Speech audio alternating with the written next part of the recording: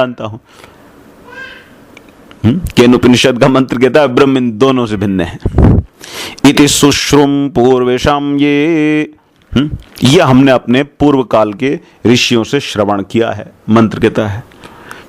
ये कहता है न तत व्याचचक्षिरे, जिन्होंने हमारे लिए इस मंत्र की व्याख्या की थी। व्याचचक्षिरे, जिन्होंने व्याख्या की, ये उन्होंने कहा कि जो तुम जानते हो ये उससे भी अलग है, और जो तुम नहीं जानते हो ये उससे भी अलग है। अन्यद एव पृथक एव तद यत् प्रकृतम श्रोत्र आदि नाम श्रोत्रादि इति उक्तम अविषयम च तेषाम तद विदिदात अन्यद एव ही। तो अब जरा सोचिए कि फिर वो क्या होगा। जिसको मैं जानता हूं ये वो भी नहीं है, और जिसको मैं नहीं जानता हूं ये वो भी नहीं है, तो फिर ये क्या होगा? ये कुछ न कुछ और ही होगा। तो यही कारण है कि ब्रह्म को लेकर के ज्यादा स्पष्टवादिता समाज में नहीं आ सकी, क्योंकि ब्रह्म अंतिम वस्तु है। इसको समझने का अर्थ है कि आप सब कुछ समझ गए।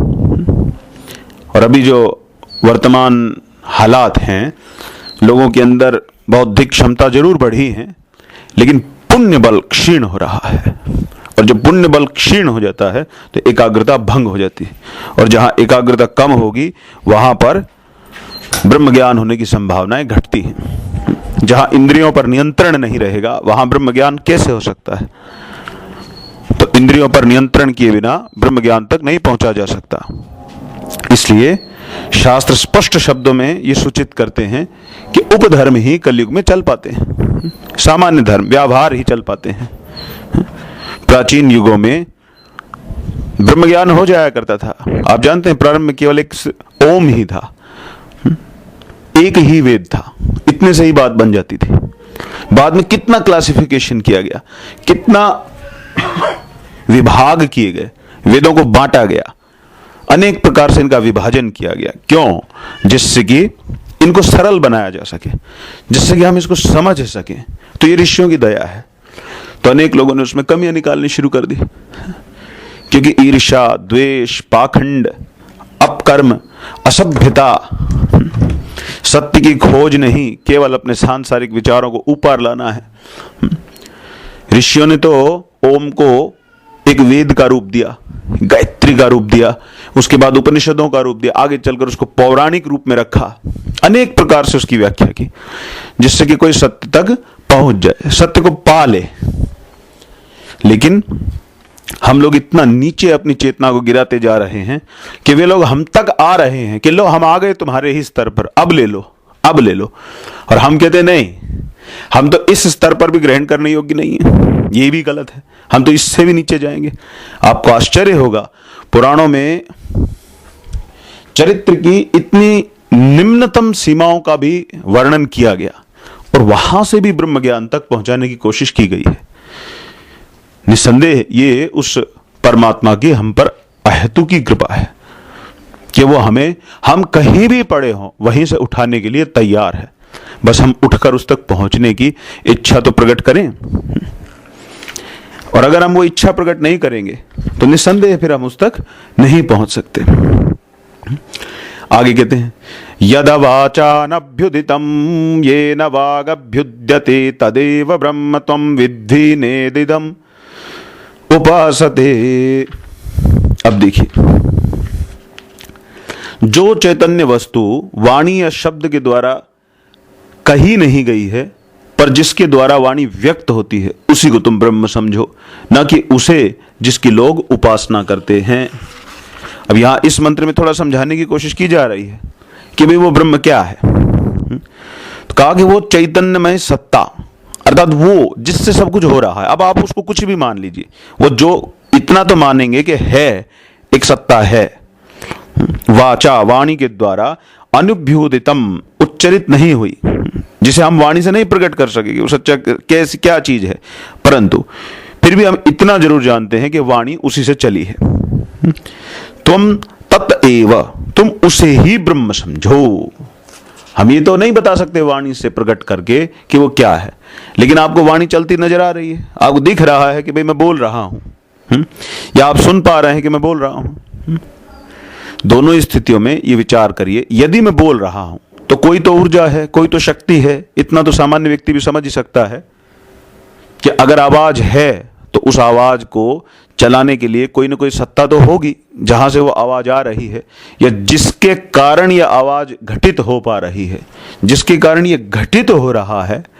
ये घटनाक्रम, मेरा ये बोलना, आपका ये सुनना, जिसके कारण यह हो पा रहा है, उसी को आप चैतन्य, उसी को आप ब्रह्म, उसी को सत्य मानिए। उसको मत मानिए जिसको हमने केवल जड़ होते हुए भी पूजनीय मान लिया, या जिसको हमने सीमित होते हुए भी पूजनीय मान लिया है, या जिसको लोग पूज रहे हैं। ये समझना पड़ेगा। लेकिन इस समय क्या स्थिति है कि जिसके कारण ये सब कुछ घटित हो रहा है, उसको हम समझ नहीं पा रहे हैं। बस हमने किसी एक बात को पकड़ लिया है कि भाई ये है, बस जय राम जी। जैसे कि कोई अब इसी बात को पकड़ के बैठ जाए कि जिसके कारण वाणी घटित हो रही है वही ब्रह्म है और कुछ ब्रह्म नहीं। तो अगला मंत्र देखिए, छठा क्या कहते हैं, यन मनसा न मनुते ये नाहुर मनोमतम तदेव ब्रह्म त्वं विद्धि नेदम ये यदिदम उपासते। जिस चैतन्य में वस्तु की मन के द्वारा कल्पना नहीं की जा सकती, परंतु कहते हैं जिसके द्वारा मन कल्पना करता है, उसी को तू ब्रह्म समझ, ना कि उसे जिसकी लोग उपासना करते हैं। तो यहां कहते हैं यन मनसा न मनुते, मन तो स्वयं उसके बारे में नहीं सोच पाता, लेकिन मन उसी के कारण एक्टिव तो रहता ही है। मन में विचार तो आते हैं, मन में कुछ बातें तो आई जाती हैं, जिसके कारण आ जाती हैं वही ब्रह्म है।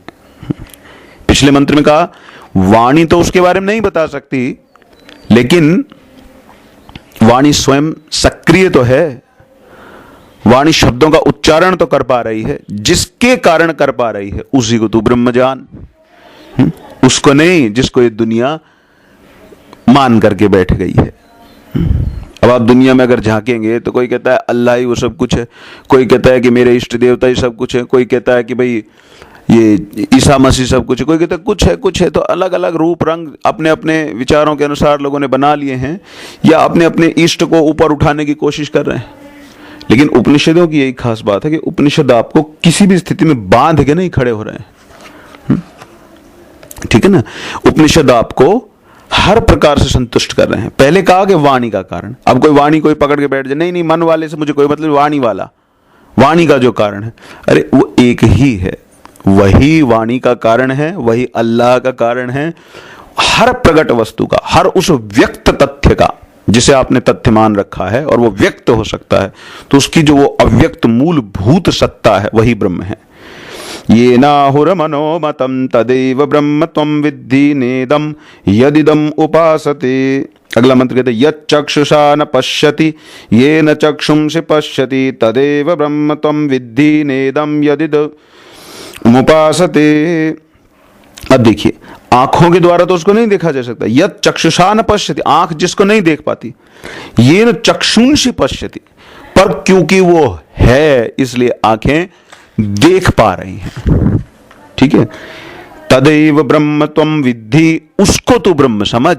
न इदम यत इदम उपासते, उसको नहीं जिसको तू पूज रहा है, क्योंकि जिसको तू पूज रहा है वो तो तेरे मन में भी आ सकता है, वो तो तेरे विचार में भी आ रहा है, वो तो हर जगह आ रहा है, वो तो आंखों के सामने भी है, उसको तो सुना भी जा सकता है, उसके बारे में तो शब्दों का प्रयोग भी हो सकता है। लेकिन जिसके विषय में कोई भी प्रयोग नहीं हो सकता, जो नेत्रों के द्वारा देखने में नहीं आता, जिसके द्वारा नेत्र की वृत्तियां देखने में आती हैं, उसी को तू ब्रह्म समझ, न कि उसकी जिसकी लोग उपासना करते हैं।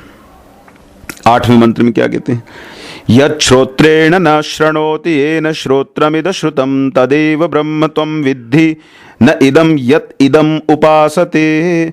जो कान के द्वारा सुनने में नहीं आता, परंतु जिसके कारण श्रोत्र द्वारा सुना जाता है। अब देखिए कितने कारण गिनवा दिए। पहले कहा कि भैया जिसको आप वाणी के द्वारा बता नहीं पाए, शब्द नहीं बता पाए कि वो क्या है, लेकिन शब्दों का अस्तित्व जिसके कारण बना हुआ है, उसे तू ब्रह्म समझ। उसको नहीं जिसको ये दुनिया पूज रही है। फिर अगला कारण दिया, अरे मन जिसे महसूस नहीं कर पा रहा क्योंकि वो मन की क्षमताओं से बहुत बढ़कर है, लेकिन मन जिसके कारण अपने अस्तित्व को बनाए हुए है, मन है जिसके कारण यह अनुभव हो रहा है, उसको तू ब्रह्म जान।